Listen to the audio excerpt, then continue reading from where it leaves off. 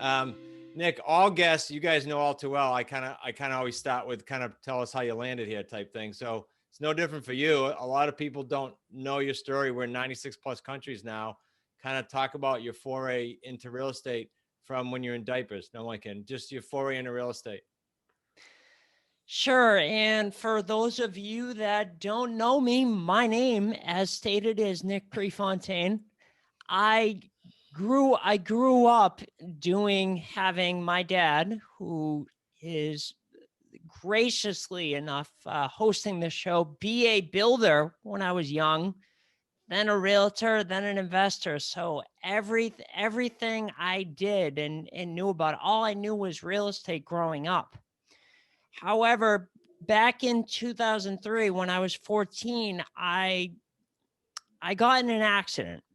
So it was Ski Club Wednesday, and I had brought my things. I was in eighth grade. I brought my things with my buddies on the bus to get ready so as not to miss a precious moment of snowboarding once we got to the mountain.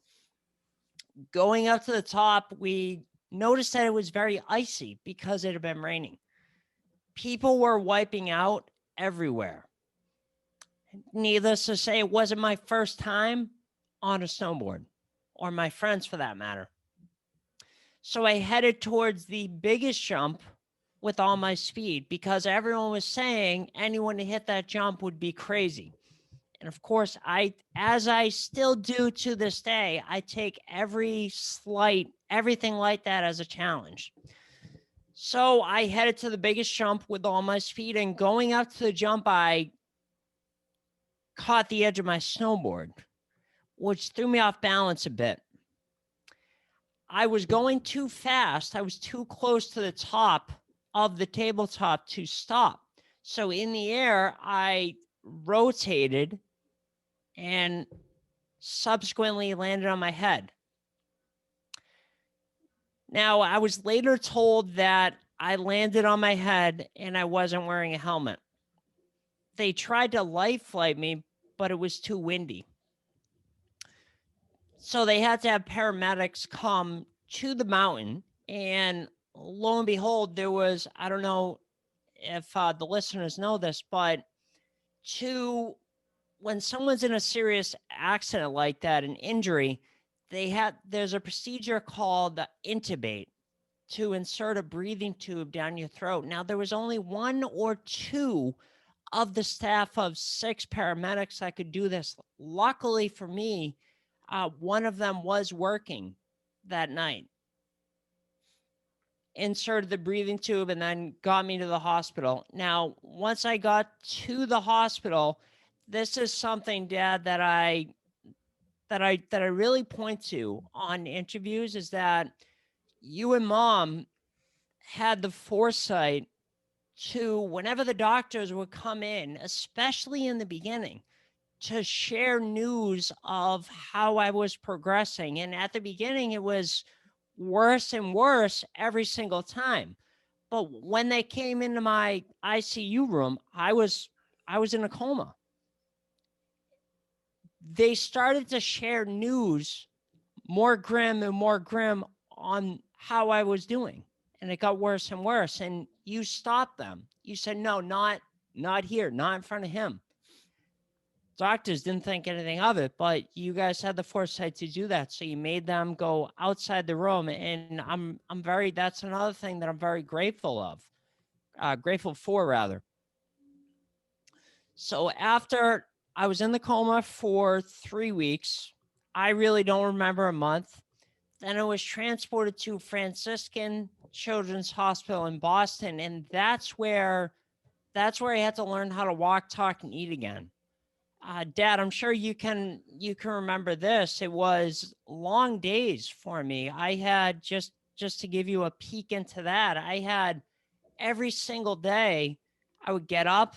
I would need an occupational therapist to help me learn how to get ready, learn how to take care of myself, and shower again. And for those of you that have no idea what that is, that's a truly humbling experience when you have to be taught how to shower again by someone else at 14 years old. You feel like you can conquer the world. Then my day consisted of, I had physical, occupational, and speech therapy. Then I would come back to my room, my hospital room, and I would have lunch. My day wasn't done then. Then after that, I had, again, second sessions of physical, occupational, and speech therapy. Just to give the listeners an idea of how weak I was at the time, I had lost something like 17 pounds from when I got in the accident, just because I wasn't moving. I was bedridden. So I had to build up all my muscles again. It took 3 nurses supporting me, sitting up in bed for minutes at a time, and I was sweating profusely. Now, fast forward, my goal from the first time that I could communicate was to run out of the hospital. I say the first time that I could communicate because it wasn't like I just came out of the coma speaking, having a loud singing voice, singing at the opera. I had to train those muscles and learn how to speak again. So at the beginning, all it was eye movements. So I had to learn how to talk again. But from the moment that I could communicate, my goal was to run out of the hospital. Now, I was only there for the whole ordeal, from when I got in the accident to when I ran out of Franciscan Children's Hospital, was a little less, a week or two short of 3 months. It might as well have been 3 years. Anyone going through any kind of health difficulty or challenges can attest to that. So then I got out of the hospital, and the school I was at, as I said, I was in 8th grade, said, "Oh, no, don't worry. Go, you can take the rest of the year off and take the summer off and work to get stronger. And then you can come back next year and do 8th grade over again." I really didn't want to do that.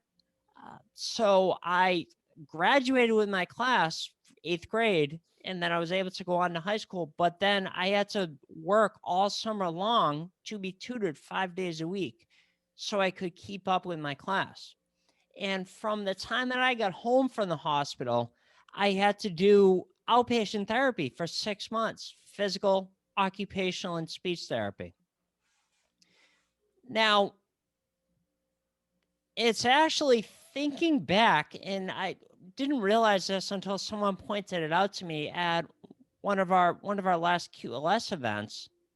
I actually think it was in 2018, that they said to me, "So wait a minute, you're telling me that you got in a snowboarding accident, had to learn how to walk, talk, and eat again, and then 2 years later, you were door knocking pre-foreclosure doors, like people that have received notice of default doors, and I missed a payment, 2, 3, even up to 10 to 12, and the bank still hadn't foreclosed on them." So that was how I got my start in real estate. I was interested. I was reading books at the time, and as I said, that's all I saw growing up was real estate. So reading, the first one that got me interested was Cash Flow Quadrant. Reading that really got me interested. And I don't know if you remember this, Dad, but I started asking you how I could help, how I could get involved in the business. And at that time, you were experimenting with having people go out and door knock these pre-foreclosure doors. So I would get a list of 50, 60, sometimes upwards of 70. And I would knock on their door, and I would go to the area. I didn't really consult anyone on this. It kind of makes me laugh, makes me smile to this day, that probably should have thought about the areas that I was going in, because that was the areas that we were potentially buying homes in. But I went to the areas with the highest concentration so I could hit the most amount of doors in a day. So fast forward a little bit, I did that for the rest of my high school career, starting when I was 16. After high school, I got my real estate license and became a full-time licensed realtor. Nick, let's unpack a little bit before we go to stage 2 and 3, because there's a lot to unpack there.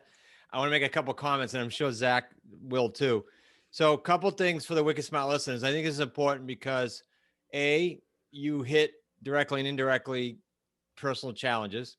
B, we as parents had to still run a business and survive and pay the bills. You can't stop. So I want to kind of address all the parents out there and the people that may have been through personal challenges or frankly might have life challenges coming up, right? So Kim and I had to go. I was there nights, she was there days. That was constant. So we passed on the highway literally on the Massachusetts Turnpike. So for the parents out there, we had to still build a business. The other thing that came to mind, Nick and Zach, is remember Nick wrote a book, an ebook with Sergeant Shiloh Harris, and it's called What's Your Excuse? Because he was burnt, and I might mess up the stat. It was either 82 or 92% of his entire body was burnt when his Humvee was blown up. And they wrote an ebook together, and I'd love these guys to get it. So we can either give a link or have them email support. Zach, I know you love when I have people email support. So do we have a free gifts link or can we have them email somewhere to get that? I want them all to get that for free. You just got to provide your address and we'll get you that ebook. It's a valuable ebook for you to get. You just go to smartrealestatecoach.com/gifts. It's one of the free gifts that we give away on there. So if you currently don't have it, yeah, you'll get that plus much, much more. But yeah, absolute fantastic ebook. Okay. And the last thing I want to say, and then Zach can chime in because I'm sure he has some thoughts too, is Nick decided right around here. I know you're on your high school story, but right around here, he said, I don't want to go to college. And I remember my wife saying, are you sure you want to do your father's regiment? And so we began to bring him to seminars, introduce him to mentors, and literally do our own curriculum without college. It was real estate, clearly, and personal development. So just to piece a bunch of those things together that they might not have heard, Nick and Zach, I don't know if you have any comments there before Nick kind of gets into today's kind of where we are. Now let's move into the next stage. Cool. Nick, go ahead. Go ahead. Let's hear. Let's continue down the road of Nick Prefontaine's life. And I might stop you if I have some chime-ins, Nick. So you keep rolling. Yeah, please do. I can talk just because I've shared my story a few times and I need the interjections so I don't take it as a bad thing. It's all good. Bring us from this will be good. So I want to jump into time-wise. Bring us, you brought it up to like high school because you're banging doors at the end of high school. Then we did the college explanation right there, the no college. Yeah. So now let's get into the family team and what happened there when we started doing that and where we are now.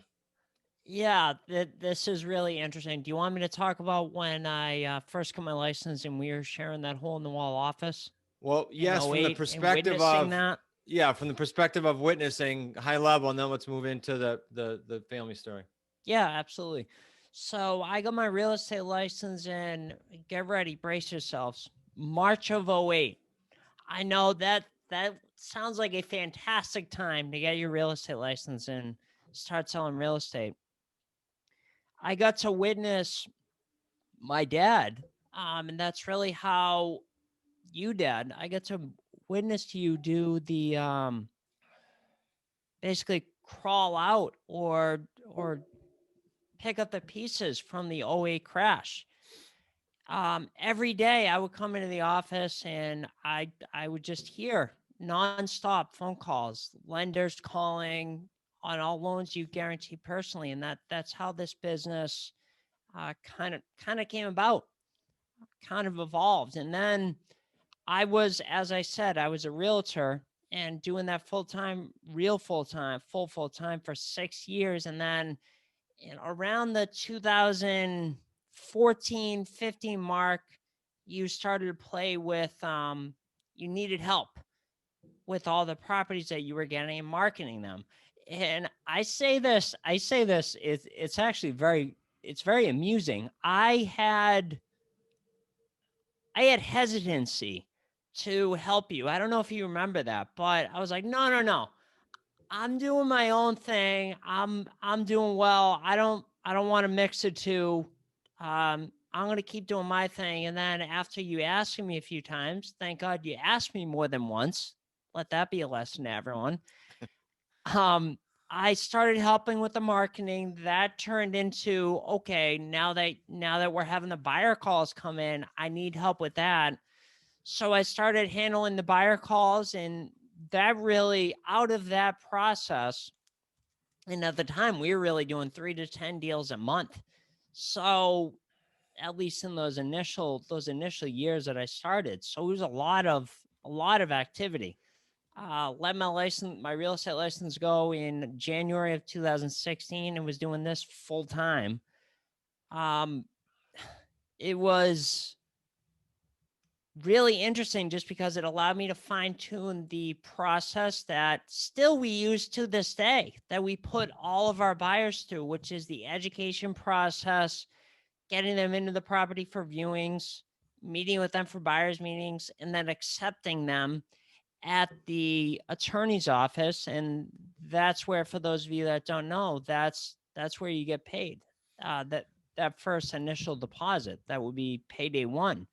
All right. So Nick, I want to shout out to everyone to say what I've been saying in all my introductions, except for today, about what you and I and Zach have pointedly done on the show. And that is to bring people to the show that have experience, who have weathered storms personally, like you, and economic, like you witnessed, and bring that to the show, because so many people just don't have that experience out there. And it's important for these guys to know that's what the three of us bring. So with all that experience, let's talk about you and Zach the other day on Clubhouse had a really good discussion about how we treat and why we treat buyers the way we do, opposed to a lot of other mentors and educators out there. No arrows being shot, just that's the fact. So if you guys want to address that a little bit, I think, or unpack that a little bit, I forget how that got started on Clubhouse, but it was a really cool discussion you guys had. Zach, this is actually, for me at least, this is a rare occurrence. Hey, you're so quiet. Why don't you speak up and tell us a little bit?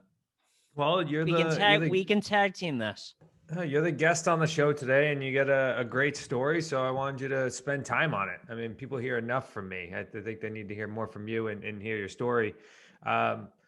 Yeah, as far as, well, I have two comments, and I want to just jump into that Clubhouse discussion. One is, you mentioned that you decided to jump into this business back in 2008 when everybody else said that was a bad idea to do it.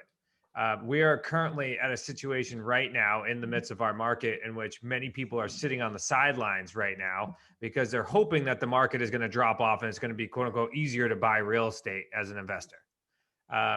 And we continue to shout that, no, the best time is to get involved now. I spoke about it on Clubhouse yesterday, and I said, look, right now, people that are involved in the business and that are working on mastering it are the ones that are going to reap the most benefits when the market does shift, because they have everything set up. So instead of waiting on the sidelines, you got to jump in now. You got to get your bumps and bruises now during a tough market. So that way, when the market lightens up a bit, you're gonna have everything set up and you're gonna reap those rewards. So I just wanted to point that out, because there's so many people out there that are just sitting on the sidelines, and you made a great choice. Obviously, fast forward now. As far as that Clubhouse discussion, the main focus is, and if you're, I should say this, if you're listening to this and you're on Clubhouse, on the Clubhouse app, make sure you go to and look up Wicked Smart Real Estate Club. Just go to Wicked Smart Real Estate. It's the creative financing headquarters. Go look that up. Go follow us and make sure that you're chiming in on our rooms.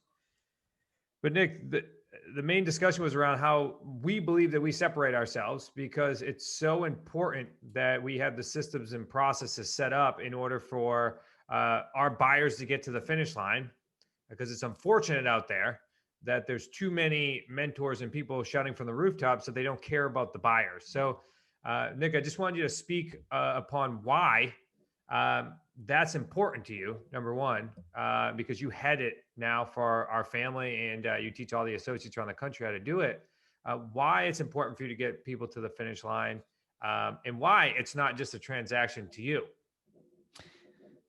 Ooh, I see what you did there. Yeah, which might be a good time to mention the podcast that you and Zach host, because I think it's a very cool thing for them to go to that as well.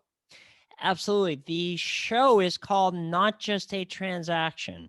And that's Zach and I co-host that, and we bring guests on to help buyers and sellers. So that's a brief kind of like a preview, a little sneak peek at that. But the reason why, and Zach, I think you and I, during that process of creating and getting that podcast launched, I'll say it again, not just a transaction that you should go subscribe to.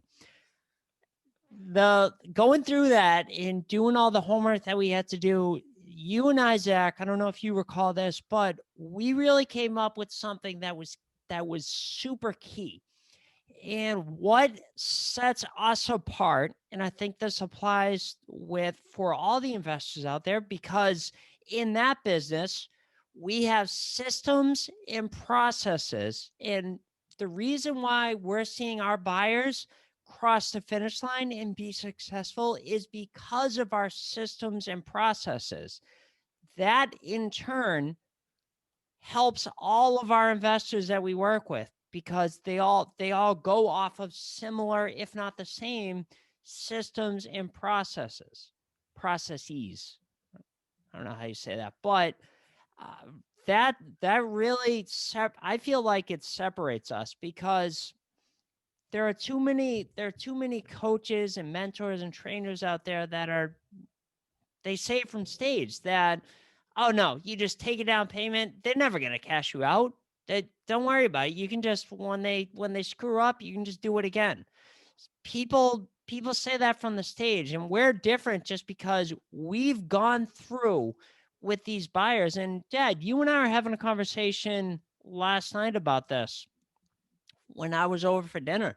We have properties right now that are going to be cashing out that we got under agreement back in 2014, 2015. So I think what separates us from everyone out there is the systems and processes that we have in place to get buyers to the finish line. And I say it, and Zach, you can probably appreciate this. I say it at buyers meetings when we have, because in most cases, whenever we have a new property, our marketing plan that we have for that particular property comes to a head, and it gets a lot of activity before we accept a buyer, and we end up having multiple buyers meetings with people that are interested, candidates for the property.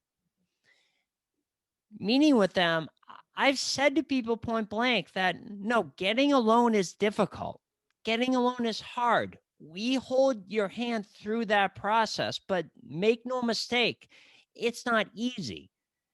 So I don't want anyone out there to think that they can, I can just get into a rent-owned home with you guys and never do any work. It takes work, and we're different because we're saying that at the beginning, and we're seeing success. We're seeing buyers get to the finish line.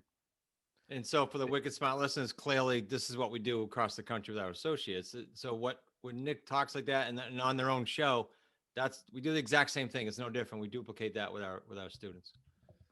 Nick, I was going to hit on the last question, which would be the second piece of that question that I asked you, is why do you give a shit? Like, why do you care? Like, why do you not speak from stage? Or why are you passionate about us as a family not speaking from stage and saying that, and actually getting people to the finish line? Well, Zach, I think there's a moral and ethical thing in there, in that question, where I can't lay my head down on the pillow at night, meeting with buyers all day, and then finally accepting someone and saying, all right, great, you're on the path to home ownership. But then in the back of my head, no, you're going to screw up and I'm going to get the property back.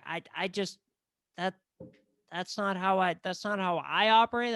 And I know that's not how we operate. I give a shit because I want to see tenants. And one of the things that also has come up, I want to see tenants termer.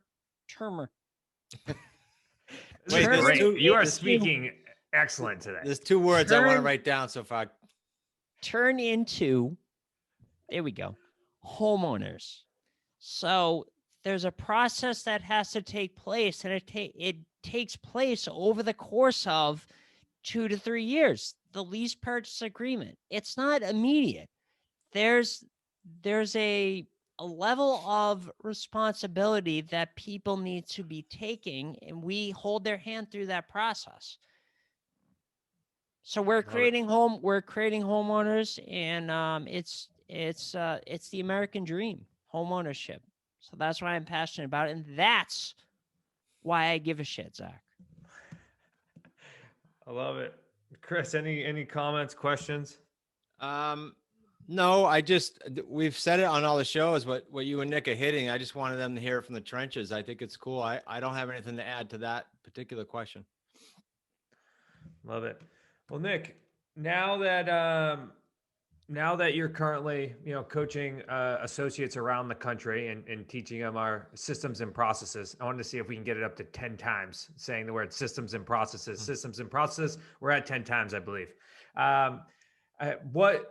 What do you think is like the number one pitfall that somebody goes through, or the number one challenge that an investor, potential student right now, would go through in order to be successful on the buyer side of the business? That you rack your head on every night going, why don't they just do it? Like, I don't understand. Why don't they just do this? And you keep seeing it over and over. What? Not getting started. Not lack of action. So if you have even if you get to that point where you've gone through the whole deal with acquiring a property and all the work that takes to acquire a property, sticking the buyer in the home and then not doing anything, fear that you're going to mess up and say the wrong thing, or just I would say fear of inaction. So, Okay, so not doing anything. Okay, so once they start, let's go to the next stage. So some get weeded out because they don't want to start or they have fear. Then the ones that do go forward and they start dealing with buyers, where do you see the pitfalls there? Where have you seen the pitfalls there? So the two key things, and this may sound so simple, but the two key things is you want to make sure that the buyer that you're accepting on the home makes at least 3 times the monthly payment.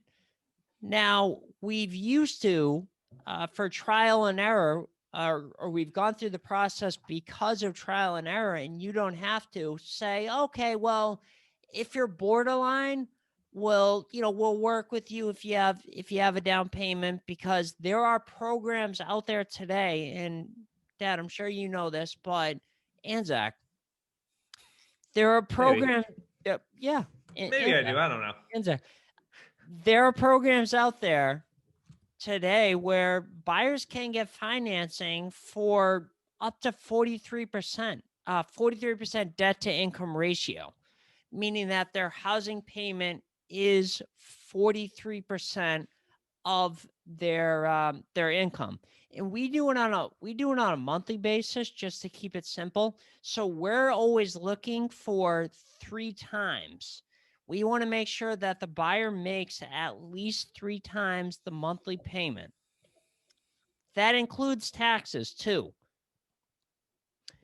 And that would put them at 33% debt to income ratio, which is more than enough to be able to qualify and get the loan. I've even heard of nowadays with lending being a little looser than it's been in the past, lenders lending up to 50% if everything else makes sense and all the other ratios are correct. So by us saying we won't even talk to a buyer, we won't even entertain the idea of them buying a home unless they make at least 33%, or their monthly income exceeds 3 times the monthly payment. That's really the main thing. And then the down payment. So I see investors getting in trouble, and we have in the past too. It's not like we're perfect, where we don't accept enough of a down payment. Now, to us, our standards for enough, like what is enough, is at least 3%. You need at least 3% to walk in the door. And then once you're in the door, we come up with a plan that's going to get you up to, if not over 10%. And we see a lot of our buyers even over 10%. There are some people that are even up closer to 20%. And once they get to 20%, we'll enter into the discussion about owner financing at that point, where they would never have to go to a bank. So those are the two things. People mess up when they put buyers in homes that can't support the home, and they don't take enough of a down payment. Those are the two main things. It may sound very, very simple, and it is very, very simple. So Nick, you talked about the two pitfalls. Like, so I'm sitting here. I'm a student. I've got my first property under agreement. I've busted my buns in order to get there, and now I got this property under agreement, and I'm about to face two of these pitfalls. Like, do you have any words of advice or some action items in which someone could take? Is it as simple as don't accept buyers that don't have a 3%, at least a 3% down payment and a 33% DTI? Or is there some type of action item that you can help somebody through that right now? You know what, Zach? You're really full of great questions. That's why I've been so quiet today. I've just been thinking of great questions. I've been pondering. Amazing questions. Systems and processes. Systems and processes. The main thing I would say is, and look, we've all been there, and especially us, we've been there, especially in the early years of doing this business, where we have a monthly payment that's coming up. We're coming to the end of the month.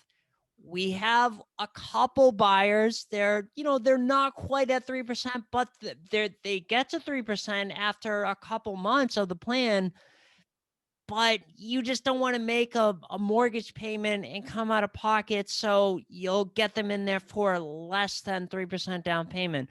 What we found is, if that happens, you're never going to get, in our experience, the more down payment that's going to get them to 3%.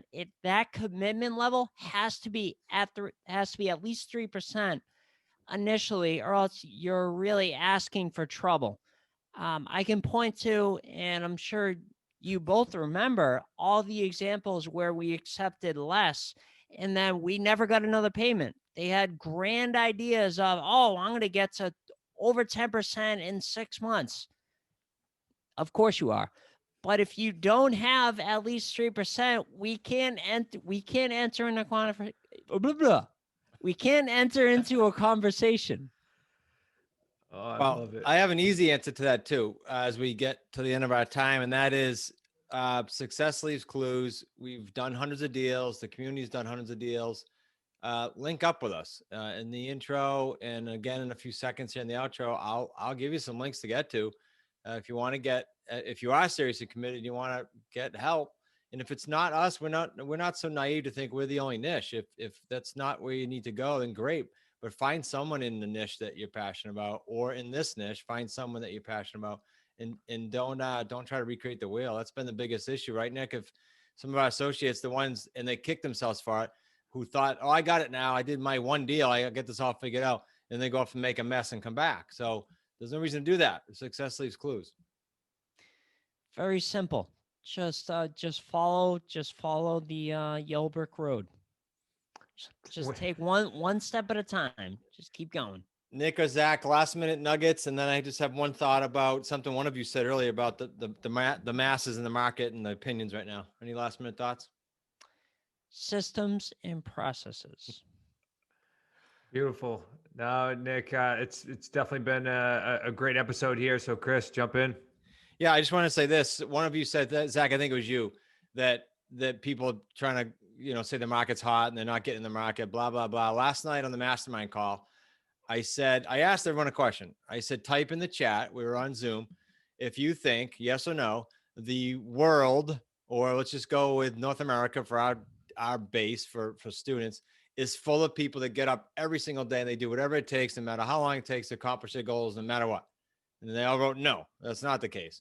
Okay, well, we're a microcosm of society, our Wicked Smart community, and we are different. And we encourage everyone to go the opposite direction for that reason. Because the masses, 98% of them that aren't willing to do what I just said, they're all watching the news. And they're all waiting for, I think what Nick said earlier, for the market to slow down.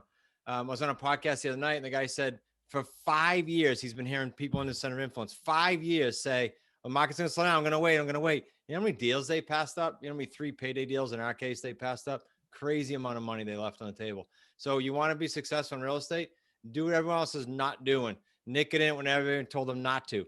In 2013, after all the crap I went through, everyone said, you are crazy. Kim reminded me that, my wife, the other night. She said, everyone told you were crazy. So go the opposite direction, especially when everybody's going in that direction right now. And a thought on that, I'm sorry, I know I said systems and processes, but when I went to take my licensing exam, and by the way, it took me 3 attempts to pass my real estate license test.